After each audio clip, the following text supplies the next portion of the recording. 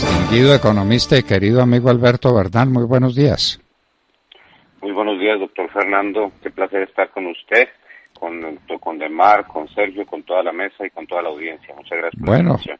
Usted está en el frente de batalla de la economía mundial. Lo que usted hace tiene que ver con la economía del mundo. Y nos acaban de decir que la caída de la economía mundial en este año va a ser la mayor en 80 años, es decir, desde la Segunda Guerra Mundial. ¿Eso qué efectos tiene para la gente, para los pueblos, para el mundo considerado como un conjunto económico? Pues mire, doctor Fernando, le cuento una cosa interesante. Fíjese que David Malpass, que es el presidente del Banco Mundial, era el economista jefe del banco Bear Stearns, que era el banco que yo trabajaba en Nueva York hasta que se quebró en el 2008. Entonces David es un buen amigo, pues un tipo obviamente mucho más mayor que yo y con más trayectoria, pero es un gran tipo, un capitalista innato, un creyente fiel en el libre comercio y en la economía de mercados. Y se dio un discurso, sabe, muy bonito, hablando de, pues digamos, bonito en términos de esta tragedia tan horrible que es la pobreza, doctor Fernando. Pero yo estaba leyendo en ese discurso anoche, preparándome para esta entrevista, y vi una cantidad de datos muy interesantes de los que habla él, que creo que son importantes para dimensionar la tragedia que estamos hablando. Pero déjeme darle un dato nomás, que me parece muy importante. Decía David ayer en su discurso, cuando presentó estos números del Banco Mundial, que el Banco Mundial estima que desde que comenzó la pandemia, 1.600 millones de niños en el mundo emergente han dejado de ir al colegio.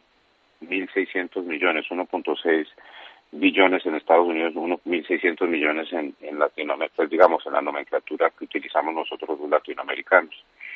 Y lo que estima el Banco Mundial es que por culpa de esa situación de no estar en el colegio, que implica problemas de alimentación para los niños pobres y pues obviamente todos los efectos negativos que tiene que un niño pobre no pueda pues ir a desayunar o estar en un ambiente más sano, sino estar encerrado en un cuartico chiquito. Estima que eso puede generar una pérdida de PIB a nivel global a futuro de 10 trillones de dólares. 10 trillones. Entonces esto además del problema, digamos, del corto plazo, que pues es una tragedia brutal, lo que tiene también es un componente de pérdida de PIB potencial a largo plazo. Y eso pues es muy triste porque se pierde básicamente todo lo que se había logrado en términos de mejoras sociales que estábamos viendo antes de la pandemia. Porque lo que sí es cierto es que una de las cosas que generalmente no hablamos, doctor Fernando, pero que sí estaba pasando es que África, por ejemplo, llevaba ya varios años de alto crecimiento y de disminución muy rápida de los niveles de pobreza extrema. Y pues desafortunadamente con esta cuestión de la pandemia, pues y de las decisiones que se tomaron en el mundo para tratar de evitar que se expandiera más el virus, pues todo tiene un costo y han tenido este costo tan impresionante sobre el bienestar de los menos favorecidos, ¿no? Bueno, pavoroso, y entonces, porque hay un hecho cierto, y es que a pesar de estas cifras dramáticas y de esta realidad pavorosa que se nos viene encima, las bolsas están muy confiadas y están ganando dinero, y el Dow Jones está a niveles nunca vistos de 18.400 puntos o cosa por el estilo, y el Nasdaq también, e inclusive, bueno, las bolsas europeas han estado menos optimistas y la bolsa china relativamente, pero ha seguido creciendo. Entonces, ¿quién entiende? Las previsiones de la economía son pésimas, pero los inversionistas llenos de confianza en el futuro. Yo creo que también tenemos que ahí incluir, doctor Fernando, pues el hecho de que si hay un exceso de dinero moviéndose a nivel global, ¿no? O sea, yo por ejemplo, ahorita cuando termine esta conversación con ustedes, me tengo que preparar para una conferencia virtual que voy a darle a un cliente en Costa Rica, y una de las filminas que estoy utilizando es la que muestra el nivel de de dinero cesante que existe en el mundo.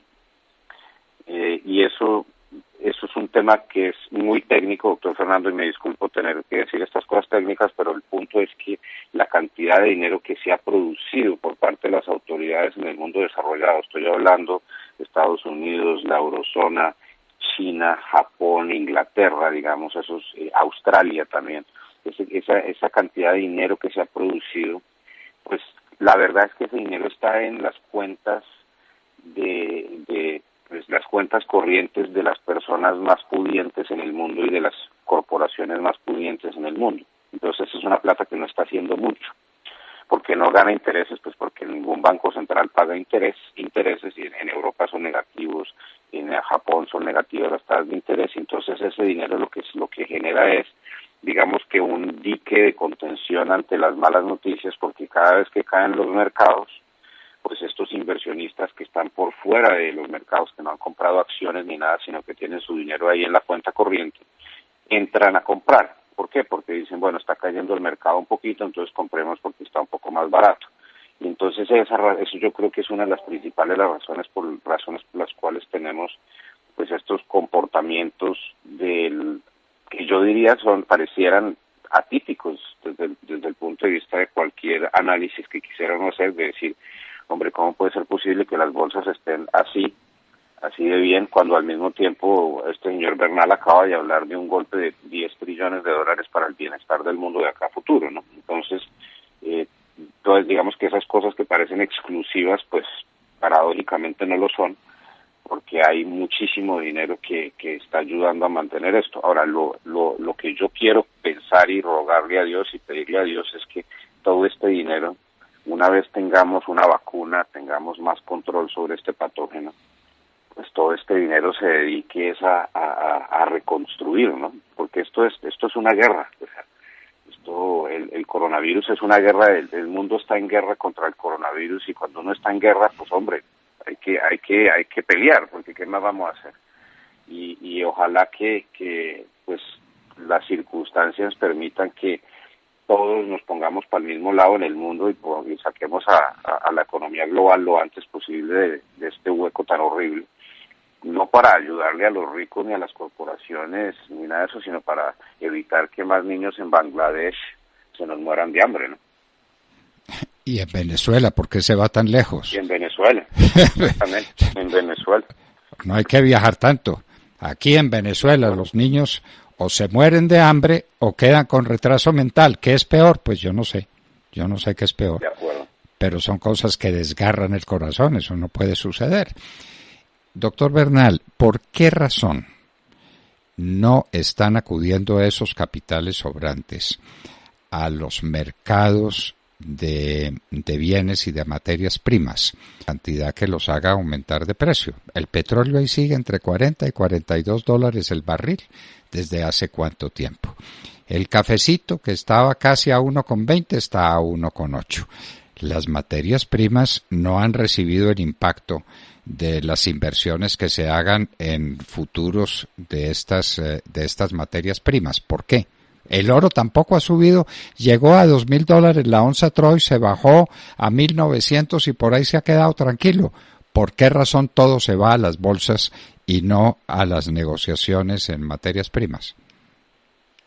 Es una gran pregunta, doctor Fernando, y yo creo que la respuesta más lógica es que hay menos actividad financiera para con los precios de las materias primas que digamos que con los precios de las acciones tecnológicas. Entonces hay, por ejemplo, el Fondo Soberano de Noruega, digamos, tiene el Fondo Soberano Noruega es el dueño de, si no estoy mal, el 4.5% de Apple, de la compañía, de la corporación Apple. Pero ellos tienen muchísimas inversiones en esos activos, pero no tienen tanto, digamos, en otras inversiones como materias primas, porque por decisiones endógenas que toman esos fondos, etcétera, etcétera. Entonces creo que hay un componente ahí. Pero también creo que hay un componente muy importante, que es que los commodities y las materias primas sí tienen quizás una relación aún más cercana con la economía real. Y pues todavía estamos en una situación muy complicada desde el punto de vista de la actividad de los sectores que yo llamo los sectores de epicentro. ¿Qué son los sectores de epicentro? Pues mire, doctor Fernando, los sectores de epicentro son los hoteles de negocios, por ejemplo, o las aerolíneas, o los cruceros, las compañías que tienen cruceros, pues que sí, esas industrias sí pues siguen en una situación extremadamente complicada, porque pues la gente no está viajando como estaba viajando antes, y pues eso tiene unos efectos nefastos sobre la industria aérea, y gran parte del petróleo bueno, no gran parte, pero una porción muy importante, si la memoria no me falla, creo que es el 30% del gasto del petróleo anual en el mundo se debe al transporte aéreo. Y como el transporte aéreo debe estar por ahí un 50% abajo de lo normal en este momento todavía, pues entonces hay menos consumo de gasolina para avión, y eso pues tiene implicaciones obviamente sobre los precios del petróleo, es una de las cuestiones. Y pues cuando las economías todavía siguen cerradas, también hay menos utilización de otros activos como carbón, como hierro, etcétera, y pues por eso no hemos visto esa misma comportamiento en esos sectores comparado con las acciones tecnológicas y con lo que se llama las acciones en Wall Street, le dicen las acciones del quédate en casa. Hay portafolios que se han creado por los bancos de inversión, en los cuales la gente dice, bueno, ¿usted qué quiere invertir? ¿Usted quiere invertir en las acciones del epicentro, que pues son aerolíneas, cruceros, petróleo, etcétera, etcétera, o quiere apostarle a las acciones del quédate en casa, que son los Zoom, Netflix, Zoom, Apple, etcétera, todas estas compañías Amazon, que se han beneficiado de una forma impresionante por la pandemia, ¿no?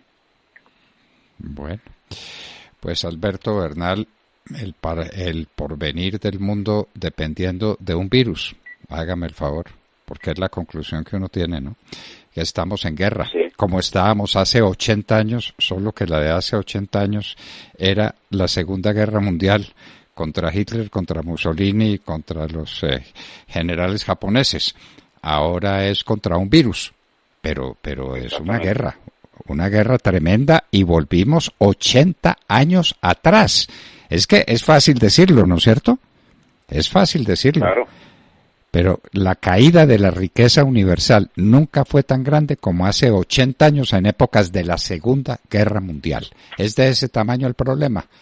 Pero pues esos problemitas no los tratemos, ¿para qué, no?